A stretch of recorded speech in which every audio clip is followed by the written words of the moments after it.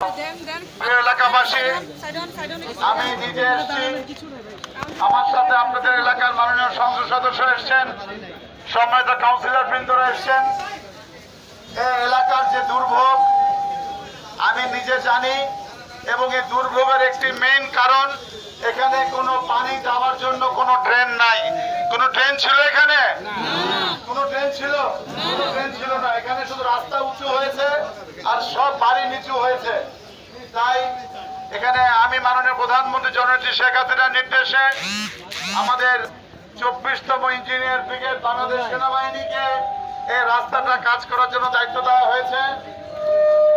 আমি কথা দিতে চাই, ইনশাল্লাহ আপনাদের যে 50 বছরের সমস্যা ইনশাল্লাহ আমরা ঠিক করছি। আগামী 50 বছর এই এলাকাতে যেন জলবদ্ধতা না হয় সেটির জন্য আমরা এই কাজগুলো করছি ইনশাল্লাহ। এলাকাবাসীকে বলবো, আপনারা ধৈর্য ধরেছেন, আর একটু ধৈর্য ধরুন। এই যে পানি, সবাই বলেন যে পানি পানি পানি, কিন্তু কেউ তো পানি যাওয়ার জন্য কিন্তু সকল খাল, নলা, নর্দমা, ড্রেন সব দখল করে ফেলেছে। এখন পানি যাবে কোন দিক দিয়ে? ঠিক কিনা?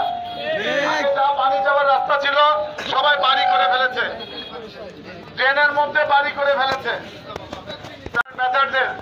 6 ফিট মেধাদের পানির লাইন আমরা নিচ্ছি, এবং এটিকে কসাইবাড়ি থেকে গাবাই পর্যন্ত টোটাল 6.5 কিলোমিটার, 7.5 কিলোমিটার বাংলাদেশ সেনাবাহিনী আমরা এই পানিটাকে নিয়ে আমরা ড্রেনটা নিয়ে যাচ্ছি। আমাদের সিটি কর্পোরেশনের সকল অফিসাররা, ইঞ্জিনিয়াররা আমরা মিলে এই কাজগুলো করছি। আমি আপনাদের সকলের সহযোগিতা চাচ্ছি। এখান থেকে আর 150 মিটার করলেই আমরা একটা কানেকশন পেয়ে যাব। এবং আমি আজকে বাংলাদেশ সেনাবাহিনীকে বলেছি, ওই সামনের যে রাস্তাটা আগামীকাল থেকে ওটি যেন ম্যাকাডাম করে দেওয়া হয়। এটি হবে আগামীতে এই ঈদের পুরস্কার, ঈদের আগে যেন রাস্তাটা ঠিক হয়ে যায় ইনশাআল্লাহ। আর এই যে রাস্তাটা যেটা আছে 150 মিটার, এটি ধরা হবে ইনশাআল্লাহ। এই বর্ষাকালে আসলাম, আমি আপনাদের দায়িত্ব দিয়ে গেলাম, 30শে নভেম্বরে আপনারা দেখবেন এই রোড হয়ে গেছে ইনশাআল্লাহ, স্বপ্নের রোড আপনাদের ইনশাআল্লাহ। 30শে নভেম্বর 50 বছর ধৈর্য ধরেছেন, June, July, August, September, October, আর 5টি মাস ধৈর্য ধরেন। এরপরে আপনাদের আর এই জলবদ্ধতার কষ্ট হবে না ইনশাআল্লাহ।